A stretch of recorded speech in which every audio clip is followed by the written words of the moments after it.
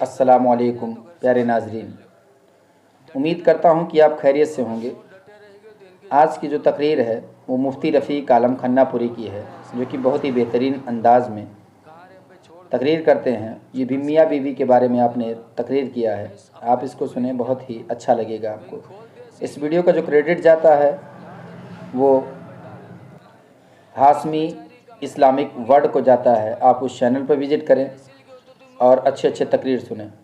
चलिए शुरू करते हैं। अगर ये ज़बान लग जाए तो घर से बाहर निकल लो, डटे न रहो। अगर कहूँ डटे रहेगे तो इनकी ज़ुबान तो रुकी ना। होते होत बतूतु में होते तो कहीं असील की हो तो छोड़ ही नहीं देती हमका। कहाँ रे अब्बे छोड़ दे बेटे का, कहीं असील की हो तो तू छोड़ दे बोला। कहीं अब्बे मुँह खुलहीन जात है, कहीं खोल दे असील के अब्बे खुल जाइए। लाते मुँह में बम धरे अब्बे दाग दी। हाँ, लेकिन वो बेचारी का मखली की बुनियाद पे कहाँ छुपाए वाली। क्या असील के हो तो तुम मुँह खोल दे आज। और जब खुला था तो अल्लाह जाने एक साँक में आदमी कितनी तलाक दे, तलाक तलाक तलाक। और के बाद जब जाने कि हमारे लिए हराम है गया, तब जही मदरसा मसला पूछे हुआ जही हज़रत सलाम अलैकुम। कब हूँ मौलवी मौलाना सलाम न करी। अई नौबत आ जाए तो दो हज़रत सलाम अलैकुम। कहा बात हो, कहें हज़रत एक काम गड़बड़ाएगा बनाए दो। कहा बात, कहें अरे घर में झगड़ा बहुत तो गुस्सा में तिलाक निकल गया। कई दफ़ा निकला। कहीं हज़रत तो गुस्सा में जाने नहीं पाए, कई दफ़ा बक गए। जब हज़रत कहीं तुम्हारे लिए हराम हो गई तो कहीं ना ही हज़रत जो खर्चा पानी हो लई लोई का बनाओ कोई सूरत से। लगा तो वह में दुआ तभी चलत। भगाया गया, हराम को हलाल कौन कह पाएगा। दूसरी जगह का होश भगावा गया। इत्तेफाक से एक दज्जाल मौलवी से मुलाकात हो गई। मौलवियों में तो बहुत दज्जाल टारत है। एक दज्जाल मौलवी से मिल गया, उससे पूछ इसकी मौलवी साहब ऐसा ऐसा मामला होगा क्या, बना दो कोई सूरत से। जौन खर्चा हो ले लो। तो मौलवी कहते हैं कत्ता दे हो, तो कहीं जौन मंगियो तौन दे देवे। तो मौलवी कहते रुपया ले 10,000, लेकिन काम तुम्हारा बिल्कुल लोहा कह देवे। मेहरबान मामला रहा, निकाल के 10,000 पकड़ाए दी है। जब मौलवी 10,000 पाएंगे तो पूछा था अच्छा ही बताओ कौने दिन तलाक दिए रहा तुम। बहुत देर सोचे सांझ बताए इसके इतवार के दिन रहा, इतवारे के छुट्टी रहा थे, इतवार के दिन रहा। तो मौलवी कहते जाओ, इतवार के कहाँ तलाक पड़ते, इतवार के दिन कोर्ट कचहरी सब बंद रहा था, इतवार के दिन तलाक नहीं पड़ते। जा लगाए दी दज्जाली मोहर मौलवी। हाँ, ऐ लोगो तलाक न दिया करो। हुजूर की 11 बीवियाँ थीं। एक मर्तबा हज़रत हफ्सा को हुजूर ने एक तलाक या 2 दिया था, फिर सरकार ने रुजू कर लिया था। तलाक़ बाइन या तलाक़ मुग़ल्लदा अल्लाह के रसूल ने अपनी ज़िंदगी में किसी बीवी को नहीं दिया। 11 बीवियाँ थी, तलाक नहीं दिया। और आज आप तलाक देते हो। इसलिए औरतों की कमकली पे इनकी तरफ न जाओ। ये कुछ से कुछ कह सकती हैं, हम बर्दाश्त करेंगे। इनका फितना बहुत बड़ा होता है। हुजूर फरमाते मा तरकतु मिन बादी फितना, मैंने अपने बाद कोई फितना नहीं छोड़ा। शद्दु मिनन निसा, जो औरतों से बड़ा फितना हो। हुजूर फरमाते मेरे बाद तुम में सबसे बड़ा फितना औरतों का होगा, लिहाजा औरतों की फितना से बचना। बड़ा कर रहे हैं, इनका फितना होता है। ससुरा रही हैं तो अरराय गिरी है धूँ से, बेहोश हो जाइए। मौलवी मौलाना बोले ये फूंक छोड़ी है शैतान हो तब तो भाग जाए। बोतल चढ़ी तब हूँ न जाए, और जहाँ नैहर पहुँची बटनटन। ससुरा रहे तो बेहोश, मैका पहुँची तो टनटन। इनका फितना बड़ा तगड़ा होता है। मौलाना अबू नूर बशीर ने औरतों की हिकायत में लिखा है कि चंद मुबल्लिग दीन की तबलीग के लिए जा रहे थे। बाहर निकले बस्ती से तो एक पेड़ के नीचे एक औरत को रोते हुए देखा। मुबल्लिग थे बेचारे, दीनदार थे। तरस आया कि देखो यार, आबादी छोड़कर खेत में एक पेड़ के नीचे अल्लाह की बंदी रो रही, किस मुसीबत में मुब्तला। यार इसकी खैरियत पूछी जाए और इसकी मुसीबत का सहारा बना जाए। फिर सोची नहीं यार छोड़ो, औरत हो छोड़ो, रोए दो। लेकिन एक उसमें जो थे वो ज़्यादा रहम दिल थे बेचारे, कहीं नहीं यार ये इंसानियत के ख़िलाफ़ है। तन्हाई में बैठी रो रही, किस मुसीबत में है। हम इंसानियत के नाते फ़र्ज़ बनता है कि एक इंसान दूसरे इंसान के काम आए। उन्होंने कहा ना, मैं जाऊंगा, उसकी खैरियत पूछूंगा और जो हो सकेगा मैं उसकी मदद करूंगा। बेचारे चले गए। औरतिया के पास गए, सलाम किए, जवाब दिए, पूछा क्यों रो रहे भाई, इस जंगल इस खेत में पेड़ के नीचे तने तना रो रही हो, क्या मुसीबत है, क्या ज़रूरत है, मेरे लायक कुछ हो तो बताओ। तो उसने कहा मेरे भाई, मेरे शौहर एक ज़माना से लापता है, रोज़ी कमाने वाला कोई नहीं, मैं दर दर की ठोकर खाती हूँ, न मेरी कोई औलाद है जो औलाद मुझे कमा के खिलाए, मेरा शौहर लापता हो गया, रोज़ी कमाने वाला कोई नहीं है। शहर के काजी के पास मैंने मुकदमा किया था कि मुझे दूसरे शौहर से निकाह की इजाज़त दे दी जाए।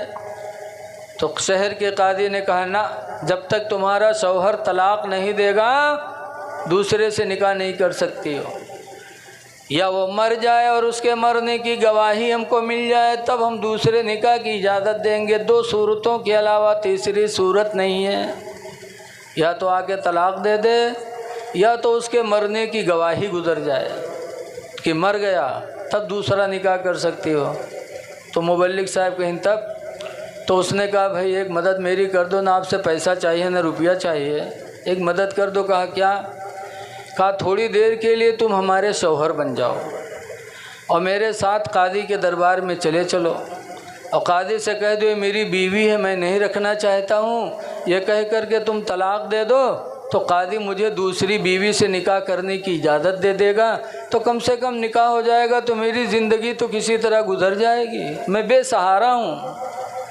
मुबल्लिग साहब सुनिन तो सोचा था थड़ ठाड़ की तो सरासर झूठ है, लेकिन सोचिन कि अगर झूठ बोल देवे तो एक भला हो जाए, अल्लाह से तौबा कर लेवे, लेकिन एक इंसान की ज़िंदगी का मसला है। तो मुबल्लिग साहब कहें चलो, जल्दी ही दोनों मिला, काजी के दरबार में पहुँचे, दोनों लोग खड़े हुए, काजी यानी जज के सामने खड़े हुए। जज ने पूछा क्या बात है?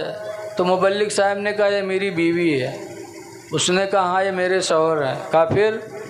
तो मुबल्लिग साहब ने कहा मेरी बीवी है लेकिन बहुत कमीनी है, बहुत नालायक है, ज़िंदगी भर इसने मुझे सताया, बहुत बदतमीज़ है, मैं इसको रखना नहीं चाहता हूँ। तो औरत से पूछा काजी साहब ने, तो औरतिया ने कहा ठीक है मैं बदतमीज़ हूँ, नालायक हूँ, नहीं रखना चाहते हैं तो ठीक है छोड़ सकते हैं। तो काजी साहब ने कहा ठीक है भाई तुम्हारी मर्ज़ी। तो मुबल्लिग साहब ने झटाझट 3 तलाक़ें दे दी और तलाक देने के बाद वहाँ से मुड़ के चल दिए। जब चले तो औरतिया ने जज साहब से कहा जज साहब मैं कमीनी थी, नालायक थी, इनके लायक नहीं थी, इन्होंने छोड़ दिया, कोई बात नहीं, लेकिन 25,000 रुपया जो महर बंधा था वो महर तो दे दें। अब मुबल्लिग साहब भड़के, घरे ये क्या बात, कहीं बात क्या है, जब मैं कमीनी हूँ तुम्हारे लायक नहीं हूँ, तुमने छोड़ दिया तो 25,000 महर वाला तो दे दो हमको। जज साहब ने कहा इसका महर दो, फंदे में पड़ गए। अब खड़े सोचे कि अगर कहीं तो सब झूठ है तो 420 में बंद हुई। अब बेचारे खड़े सोचें थोड़ी देर, उसके बाद जज साहब से कहा मुझे 2 दिन की मोहलत दे दो, मैं तीसरे दिन इसका महर दे दूंगा। गए बेचारे 2 दिन, एक ज़माना काफ़ी ज़माने की बात है कि वहाँ की ढूंढ के ज़मीन बेचिन और ज़मीन बेच के 25,000 रुपया लाए, महर के दीन, तब उनके जान बची। तो औरतों का मकर बड़ा तगड़ा होता है। नबी ने फरमाया मैं अपने बाद कोई फितना ऐसा नहीं छोड़ा जो औरतों की फितने से कम हो। इसलिए लोगों इस ज़माने में औरतों के फितने से बचो। औरतें आएंगी बेहोश होंगी, महतारी से अलग रहो, बाप से अलग रहो, नहीं तो उनके बेहोशी ख़त्म न हुई। भाई बहन का छोड़ो तब तो ठीक, और जहाँ भाई बहन से बोले वो बेहोश। इसलिए माँ बाप भाई बहन सबका हक़ अदा करो। देखिए हुजूर रहमत बन कर के आए हैं, ऐसे रहमत बन कर के आए कि 11 बीवियाँ हुजूर के निकाह में थी। कितनी बीवियाँ थी? 11 बीवियाँ। और बच्चे किससे पैदा हुए? 11 बीवियों में सिर्फ एक बीवी हज़रत खदीजा से बच्चे हुए, 10 बीवियों से कोई बच्चे नहीं हुए। खदीजा 65 साल की हो के इंतकाल की। हे बच्चे तुम लोग चुप रहो, क्या बोलते हो? जब खदीजा का इंतकाल हो गया तो हुजूर ने हज़रत आयशा से शादी की। आयशा जवान थी। जब आयशा के बिस्तर पे सरकार लेटते थे तो आयशा का बयान है कि हुजूर जब करवट बदलते तो कहते हाय मेरी खदीजा, इधर करवट बदलते तो कहते हाय मेरी खदीजा। अल्लाह। आराम करते आयशा के बिस्तर पे और याद करते खदीजा को। तो हज़रत आयशा को तकलीफ़ हुई, उन्होंने कहा मैं जवान आपके बिस्तर पे हूँ और आप बुढ़िया की रट लगाते हो, जब देखो तो खदीजा खदीजा, बुढ़िया किया नाम आप याद किया करते हैं। सवत में थोड़ा बहुत राहत है मामला, बोलो होता है कि नहीं होता है? जिनके निकाह में दुई बीवी हो के जू से पूछो। हमारे एक दोस्त रहा, उनके निकाह में दुई मेहर हुआ। एक दिन मदरसा में आए तो उनके कुर्ता उर्ता सब फाट, अभी मेर हम फे जैसे भैंसा हम पत है। का हुआ हजरत? अरे न पूछो, नहीं कि अपनी तरफ खींचत रहा पुरन की अपनी तरफ, वही मेरा कुर्तो फाट गया, हालत ख़राब हुई। हाँ, बड़े शान से 2-3 मेहरुआ करी हैं तो क्या ज़िंदगी भर रोई है। काहे वो काम करो, हाँ उतना ही करो जितना तुमसे हो सके। तो हज़रत आयशा को तकलीफ़ हुई, कहा क्या आप बुढ़िया की याद करते रहते हैं? मैं जवान हूँ, मेरे बिस्तर पे आप हैं और आप बुढ़िया की याद करते हैं। तो रसूलुल्लाह सल्लल्लाहु अलैहि वसल्लम ने जवाब दिया था, वो जवाब सुनने के लायक। फरमाया था आयशा मैं खदीजा को कभी नहीं भुला पाऊँगा, इसलिए कि जब मेरी नबूवत और रिसालत अरब के लोगों ने झुठलाया तो सबसे पहले मेरी नबूवत और रिसालत पर ईमान लाने वाली खदीजा निकली। सबसे पहले ईमान खदीजा लाई थी औरतों में।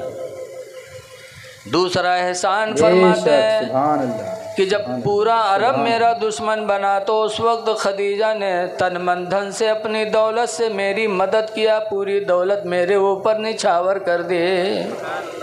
मैं कैसे भुला दूँ खदीजा को? और तीसरा एहसान खदीजा का ये है कि खदीजा के पेट से अल्लाह ताला ने मुझे औलादें अता फरमाई हैं। खदीजा का एहसान मेरे ऊपर है कि उसके पेट से अल्लाह ने मुझे साहिब औलाद बनाया, इसलिए मैं खदीजा के एहसान को कभी भुला नहीं सकता।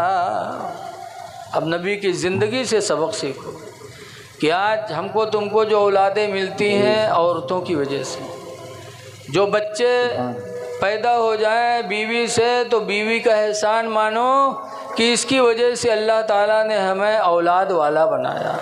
नबी ने एहसान माना है तो तुम भी अपनी बीवियों का एहसान मानो कि अगर ये न होती तो हम गुडुआ पपुआ का कहाँ से पेट बताओ, कौन दुकान रहा जहाँ से ख़रीद लेती। सबसे बड़ा एहसान है औरतों का कि उनके पेट से अल्लाह ताला हमें औलाद अता फरमाता। इसलिए लोगों इनका एहसान मानो। और ये कम अक्ल हैं, अल्लाह ताला ने मर्दों के बनिस्बत इनको कम अक्ल अता फरमाया। जब कम है अक्ल तो ये कम अक्ली की वजह से कुछ न कुछ गलतियां तो ज़रूर करेंगी, और जब करेंगी तो हमको उनकी गलतियों पे नहीं जाना है बल्कि उनकी गलतियों को नज़रअंदाज कर देना है। अल्लाह का फरमान है अल-काज़िमीनल ग़ैज़ वल आफ़ीना अनिन नास, गुस्सा को पी जाने वाले और गलतियों को माफ़ कर देने वाले।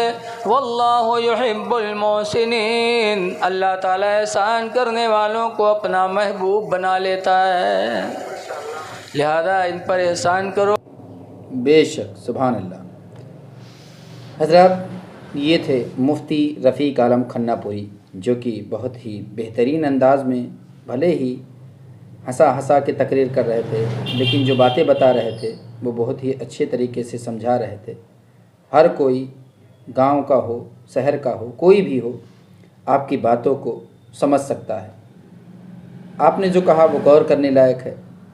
दोस्तों, अगर ये तकरीर आपको अच्छी लगी तो कमेंट बॉक्स में ज़रूर बताएं, और हाशमी इस्लामिक वर्ल्ड जो कि इस वीडियो का क्रेडिट जाता है, आप उस चैनल पर विज़िट करें। वीडियो अच्छा लगा हो तो वीडियो को लाइक, शेयर, चैनल को सब्सक्राइब करें। मिलेंगे ऐसे ही नए नए तकरीर वीडियो के साथ, तब तक के लिए अल्लाह हाफ़िज़।